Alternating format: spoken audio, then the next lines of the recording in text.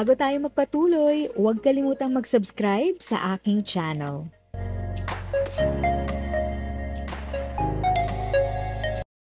Thank you sa pag-click ng aking video. Good day po sa lahat ng mga nanonood. Sa mga bagong viewers at napadaan lang, by the way, I'm Tita Eda. Welcome to my channel. Ang channel na maghahatid sa iyo ng dagdag kaalaman tungkol sa government services, bagong mga balita at informative videos na galing sa legit na resources. Mag-subscribe na para updated ka.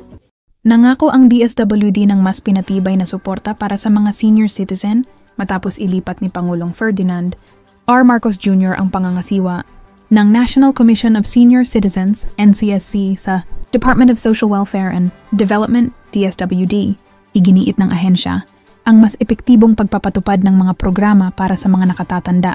Ayon kay Assistant Secretary Irene Dumlao, tinatanggap namin ang direktiba ng Pangulo upang pagtulungang maisaayos ang database ng NCSC at isabay ito sa mga programa ng DSWD para sa mas mabilis na pagtugon sa pangangailangan ng mga senior citizen.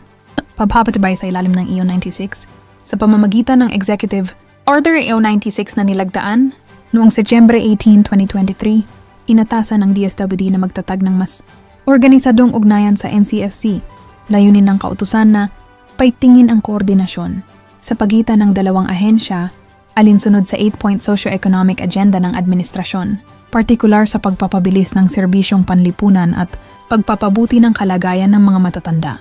Gitnang EO 96, dapat maging matibay ang ugnayan ng NCSC at DSWD upang mas mapalakas ang mga programa para sa kanilang kalusugan, kabuhayan at proteksyon, dobleng buwan ng pensyon at dagdag benepisyo.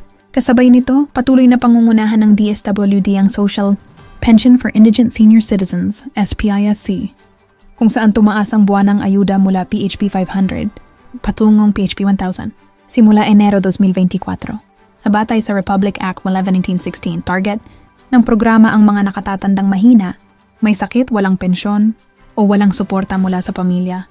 Ayon kay Dumlao, layunin nitong matulungan silang makasabay sa pagtaas ng presyo ng gamot at pagkain. PHP 100K para sa mga centenarian, bukod sa pensyon. Pinangangasiwaan din ng DSWD ang Centenarian Program na nagkakaloob ng PHP 100,000 cash incentive at isang liham ng pagbati mula sa Pangulo sa mga Pilipinong umabot sa 100 taong gulang. Saklaw ng programa ang lahat ng centenarian, nasa Pilipinas man o sa ibang bansa, bilang pagkilala sa kanilang kontribusyon sa pagbuo ng bansa. Tugon sa hamon ng pagtanda, pagtitibayin din ng DSWD ang mga hakbangin para sa healthcare access at proteksyon laban sa pang-aabuso ng mga senior citizen. Sa pamamagitan ng pagsasama ng NCSC at DSWD, mas magiging epektibo ang paghahatid ng serbisyo at pagtaguyod ng dignidad ng ating mga nakatatanda, dagdag ni Dumlao, batay sa ulat ng DSWD at opisyal na pahayag ng palasyo.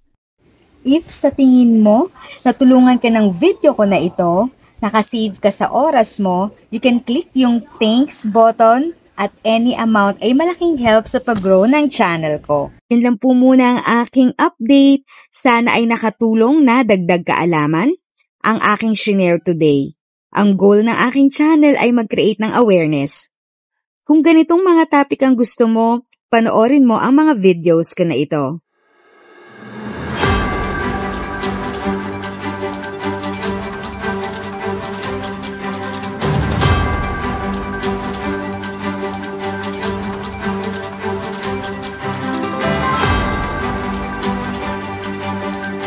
Thanks for watching! Kung may kapamilya, kaibigan o kakilala sa tingin mo ay magiging interesado sa video, please share or tag sila sa comment section. At syempre, if nagustuhan mo ang video, i-like mo na ito at subscribe ka na din.